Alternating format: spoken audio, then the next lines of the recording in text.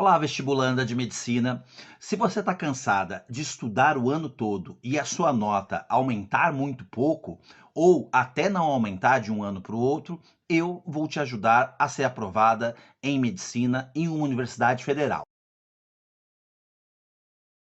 O meu nome é Matheus Prado, eu sou especialista em Enem e em TRI. Eu fui aluno de medicina da UFRJ, além de ter feito administração pública na USP, na Universidade de São Paulo. Sou autor de vários livros sobre o Enem. Fui colunista de educação e de Enem no Estadão, fui colunista do UOL, fui colunista no IG, além de outros órgãos de imprensa. Fui editor da revista Glocal e eu fundei e dirigi por mais de 15 anos o Instituto Enfio, que teve o cursinho popular presencial, o maior do Brasil, com mais de 9.000 alunos por ano.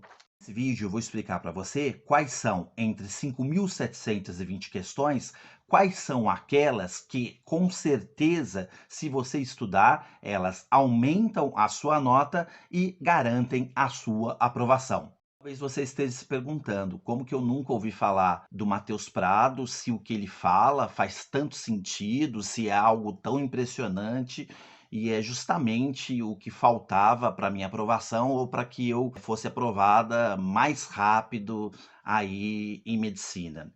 Não é uma coisa fácil de eu contar, né? Mas eu sou especialista em Enem desde antes do Enem selecionar para as federais, desde muito antes de 2009, e em 2015 eu tinha milhões de seguidores no Facebook e no Twitter, eram as redes sociais mais conhecidas da época, era colunista do Estadão, dirigia o Instituto Enfio, que eu tinha fundado ali perto no ano de 2000, 2001, tinha dezenas de milhares de alunos, a gente tinha entre o presencial e os outros projetos, rodava o Brasil todo falando de Enem, dando entrevistas, falando de educação. Tive uma carreira de bastante sucesso, mas era muita coisa que eu fazia, muita coisa mesmo, né? E isso me adoeceu.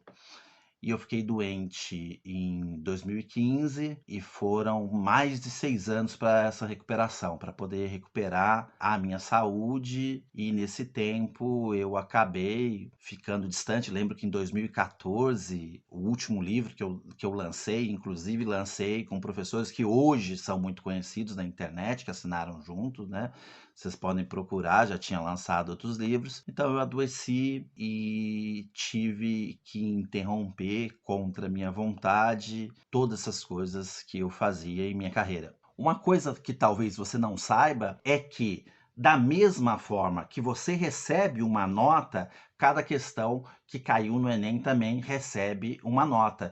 E essa nota tem relação, que as questões recebem, tem relação com a nota de todas as outras pessoas. Quando a gente consegue chegar a essa nota, a gente consegue saber qual a probabilidade de cada um dos alunos teria de acertar aquela questão. Qual que é a vantagem disso? Porque sabendo isso, a gente consegue aí selecionar quais são, de todas as questões que caíram no Enem até hoje, quais são aquelas que são melhores para o aluno estudar, que são as que mais aumentam a nota dele e que, ao mesmo tempo, segundo as teorias de aprendizagem, também são as questões que, do que ele não sabe, o que é mais fácil para ele aprender em determinado momento.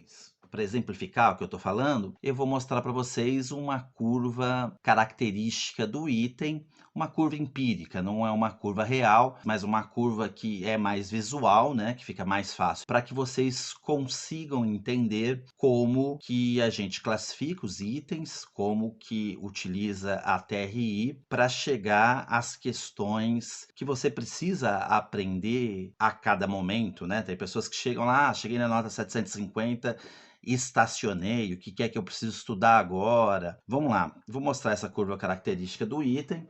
Então vamos imaginar aqui uma curva empírica, então ela não é real, ela é próxima à realidade, porque, por exemplo, aqui embaixo aqui você tem as notas, né, onde está a habilidade, as notas de alunos diferentes, então você tem aqui nota 200, 300, 400, 500.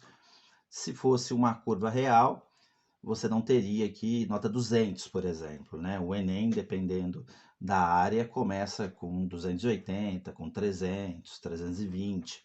Mas aqui você tem a nota dos vários alunos, né? Aqui onde está a probabilidade de resposta correta, está de 0 a 1 a probabilidade, mas como nós estamos acostumados a pensar em porcentagem, né? Multiplique aí por 100 quando você estiver visualizando. Então, onde está 0,2, pense em 20%, 0,4, 40%, aqui na vertical, né? Você pode ver que para esse item aqui, essa questão, de alunos aí com nota um pouco acima de 200, né, ou perto de 200, 0,2% de acerto, então 20% das pessoas acertaram a questão. Estou cruzando aqui a horizontal com a vertical, tá bom? Nota 200, cerca de 20% das pessoas acertam a questão, o 0,2, né? Nota 300, também cerca de 20%. Então, nota 250, nota 350, tudo isso aqui, 20% das pessoas acertaram essa questão, esse item. Aqui a gente nem precisa olhar para o cálculo do acaso da questão, porque nota 200, 250, 300, 350, até próximo a 400, são notas muito diferentes, e nós temos aqui 20% das pessoas acertando a questão. Então, a probabilidade de acerto ao acaso dessa questão é visual, é 20%. Até por isso, eu escolhi uma curva empírica, né? Para vocês darem uma olhada no acaso aqui, porque as pessoas costumam pensar que o acaso é 20%, como se fosse tirar bolinhas de uma caixa. Não é. Não é. Quase nunca uma questão vai ter 20% de acaso. O acaso pode ser 0,5%, 5%, 7%, 25%, 13%, 18%. Os acasos vão ser diferentes. Mas essa questão aqui, 20% de probabilidade de acertar o acaso. Você vê aqui na nota 400, já passa um pouquinho de 20% de acertos. Na nota 500, você tem aí, já subindo, lá para perto de 30% das pessoas de nota 500 acerta essa questão. Na nota 600, já são mais de 50%. Não é 60% ainda não. 60% é perto de 615. Então, você tem aí mais de 50% acertando a questão de nota 600. Olha lá, nota 700. Sobe lá os 700, cruza, mais de 90% das pessoas acertando a questão. Na nota 780 para cima, quase 100% das pessoas acertam essa questão, acertam esse item. Vamos imaginar que aqui seja uma questão de natureza, tá bom? Ó, uma questão natureza. Qual que é a dificuldade dessa questão, Matheus? O parâmetro A está aqui, ó, que é a discriminação. Você viu aqui que traçou uma reta aqui, fez uma tangente. Quando não tem aqui, não faz esse S, a curva, né? Não dá para traçar essa reta aqui desse jeito. Ou quando não vai aumentando os acertos, a proporção de acertos, quando aumenta a nota, a questão não serve, a questão flopa, né? Ela cai, mas não serve para a nota. Então, o A está aqui, nessa tangente, que é a discriminação da questão. Então, teve discriminação positiva, porque fez aqui esse ângulo que está mostrando, né? E a dificuldade dessa questão, a literatura pede, a dificuldade dessa aqui é próximo de 615. Como você sabe disso, Matheus, que é 615 dessa questão? A literatura pede para fazer uma intersecção na curva, aonde começa a ter alta probabilidade de acerto. E ela diz que alta probabilidade de acerto, eu tenho que fazer intersecção no 50%, mais metade do acaso. O acaso aqui foi de 20%, metade é 10%, eu somei com 50%. Nessa questão aqui, tá? Cada questão, a intersecção vai ser num lugar.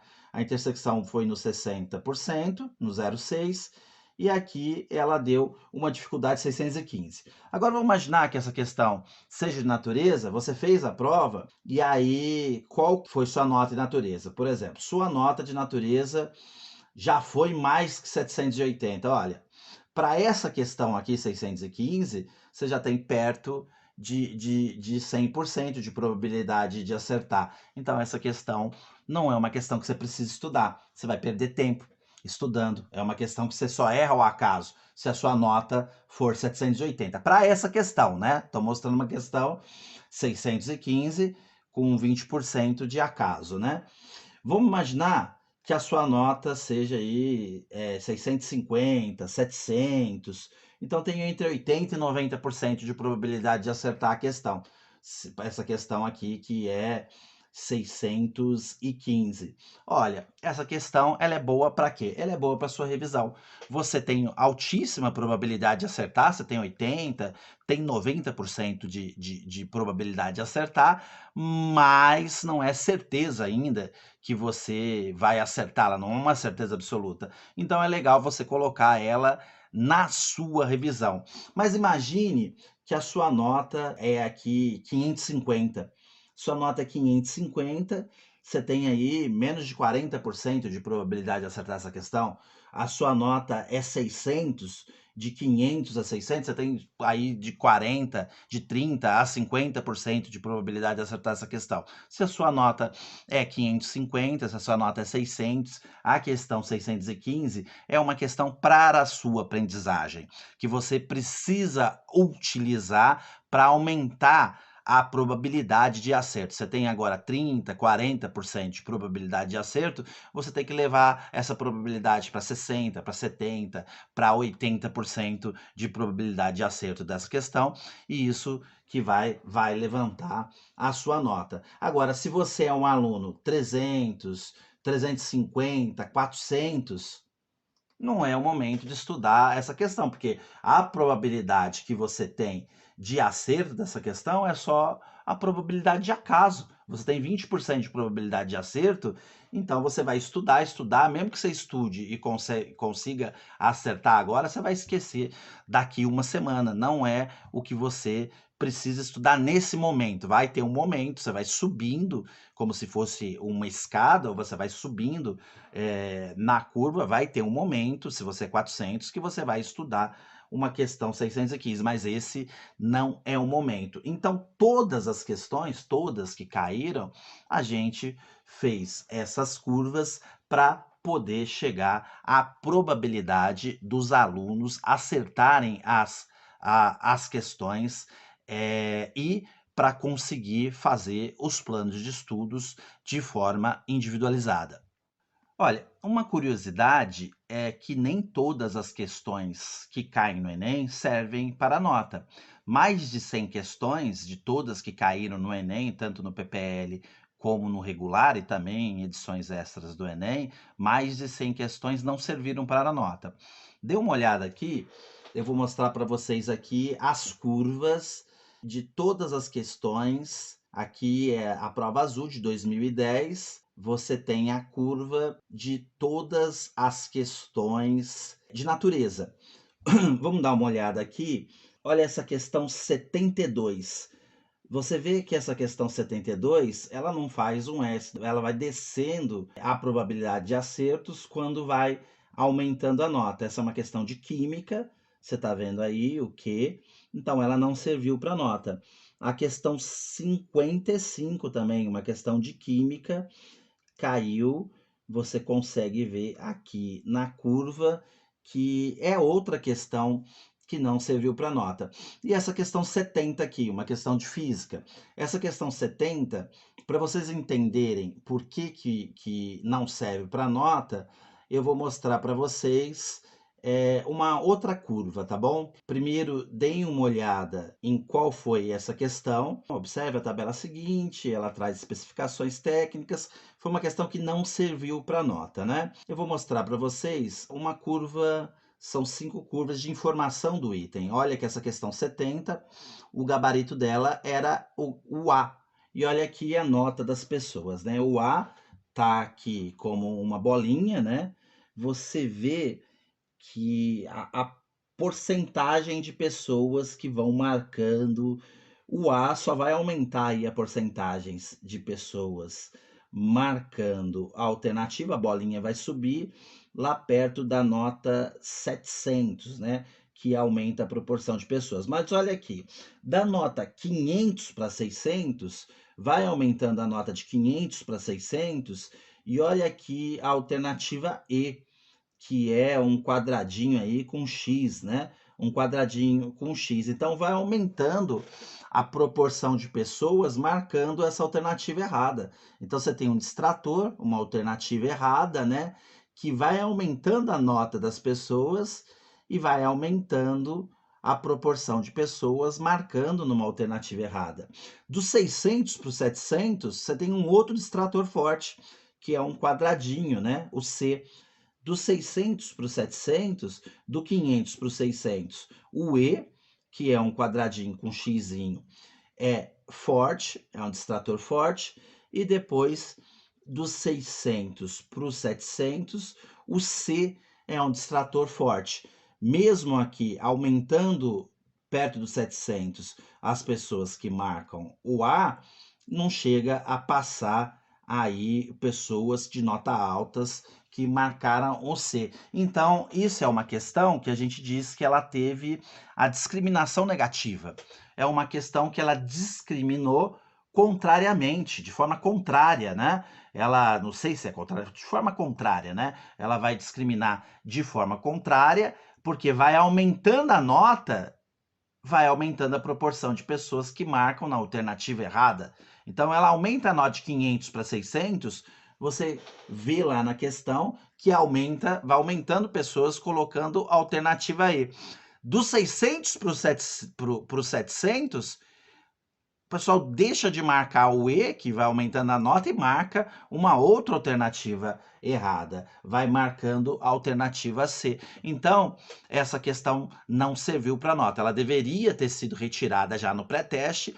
Então, acontece que algumas não são pré-testadas ou o pré-teste não consegue localizar isso, depois que aplica em milhões de pessoas, consegue localizar só depois. Mas assim, o pré-teste já tira um monte de questões que tem discriminação negativa. Algumas só que vão sobreviver e vão aparecer ali no Enem. Então, esse é um exemplo de questão que caiu no Enem, não serviu para nota e ninguém contou. Então, o pessoal está estudando aí ainda, está em cursinho, está em lista de quem inventa que TRI é proporção de acerto, que não é de jeito nenhum, né?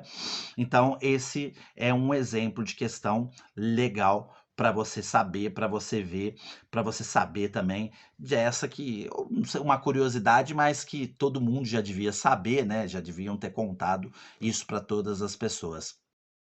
Galera, é com tudo isso que eu domino sobre Enem, sobre TRI, sobre teorias da aprendizagem e mais os serviços tecnológicos que a Trieduc presta para mim, que eu consigo individualizar os planos de estudos de quem quer medicina e chegou o momento e parou ali na média 700, 700 e pouco, e não aumenta ano a ano, aumenta pouco a pouco.